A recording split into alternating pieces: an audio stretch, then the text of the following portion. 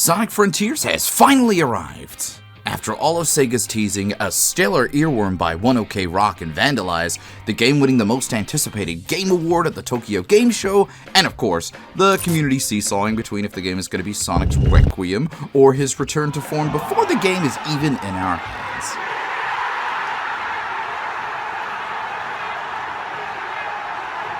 We finally have our hands on Sonic's next video game outing since his last adventure in Sonic Forces. Which, to recount, was a whopping 5 years ago, almost to the day, in fact. Now, I want to quickly say, while I'm pretty deep into the game right now, I won't be talking about any spoilers outside of the first and a little bit of the second island. This game's still so new, and honestly, if you can, definitely go and play it for yourself. Ignore the critique and the naysayers. It's a refreshing and fun experience that Sega had put a lot of love into crafting. Now, from the beginning of the game, one thing that kind of caught me off guard was the voice actors for the characters. Now, while Roger Craig Smith has obviously voiced Sonic like a lot, his delivery was just kind of different than I expected.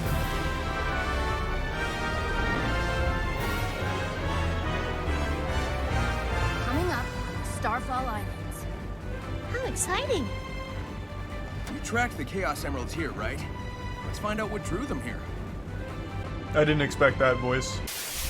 Same with Cindy Robinson as Amy. It's not that I didn't like their reads or anything like that, it just sort of felt different. I don't know how to say it. Even Mike Pollock doing Eggman's voice just felt a little odd. Uploading AI program now.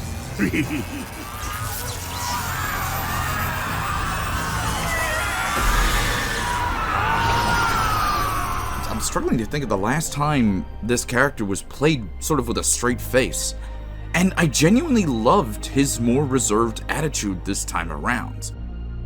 The meat of the game revolves around the open zone locations of the island, kinda like that overworld from Sonic Adventure 1, though I will admit I kinda like Adventure's hub worlds more personally. Nostalgia bias probably weighing in a bit here, but the game was a big part of my childhood. Sonic Frontiers isn't looking to emulate Sonic Adventure though. The open zone areas are more like a giant expansive playground for you to explore.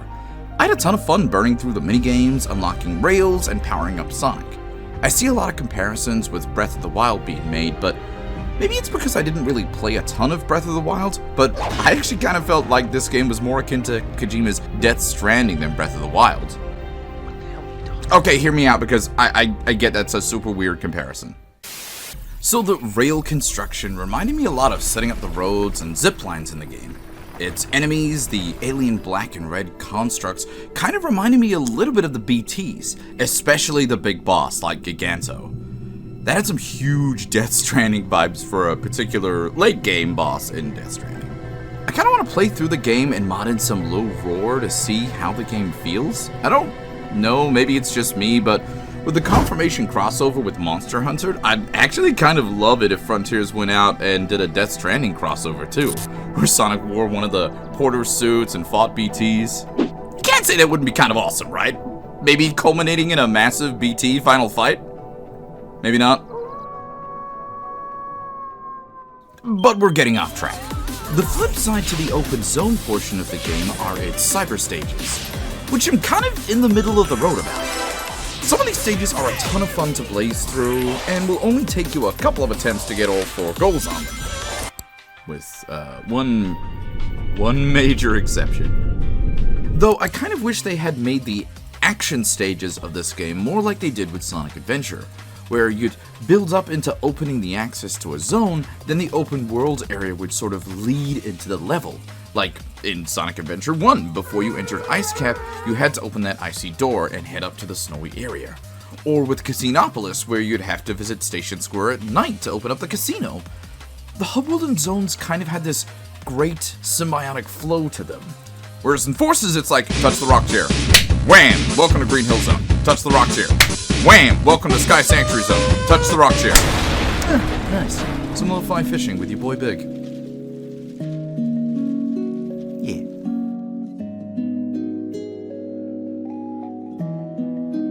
And what would a good Sonic game be without a fantastic soundtrack?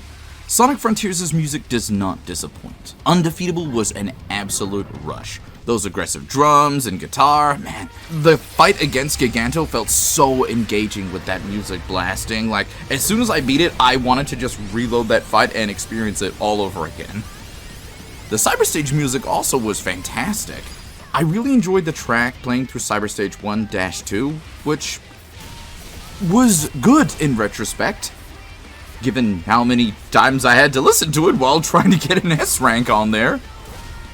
Oh, Jesus Christ, 55 seconds, what the All of it absolutely slaps. I would shamelessly blast the soundtrack from my car like I do with Sonic Adventure and Adventure 2's album. Sega really does nail video game music, and Frontiers is just another gem there. The story is penned by Ian Flynn, so you know we're in good hands. Flynn has been writing Sonic since the Archie days of the comics, and into the new era of comics with IDW. And while I won't spoil any story beats in this video, you can tell he gives Sonic and the cast a level of depth that has been kind of absent in Sonic games for a while now, which I always welcome. Call me old-fashioned, but I actually really like the stories in games like Adventure 1 and 2, Sonic 06, hell, the Satam era cartoons. I love when Sonic takes himself seriously, rather than looking at the camera all the time and rolling his eyes like, whoa, can you believe that shit? Like, let's just leave that to the Sonic Twitter team, please. Overall, I think Sonic Frontiers is a huge step and a great new direction for Sonic the Hedgehog, both as a character and as a series. And I personally really hope that this game does well and people can celebrate it for what it is, rather than the usual game journalists clamoring to throw out their hot takes on why Sonic was never good. Enjoy it for what it is, and till next time everybody, take care!